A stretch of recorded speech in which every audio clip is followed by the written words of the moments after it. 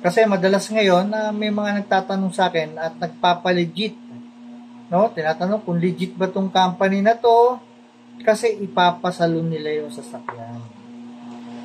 So, meron company sa Davao, Cebu, kung legit daw ba tong mga ito. So, ako pangkalahatang sagot ko pagdating sa tanong kung legit yung mga yan,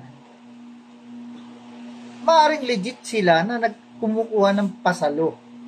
Pero yung way ng pasalo po ay hindi po yan hindi po yan legal.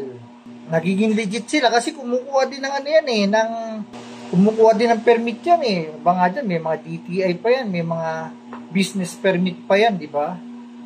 Pero yung way po ng business ng pasalo, para sa akin po, breach of contract yan. Ay kontrata kay bangko between the client.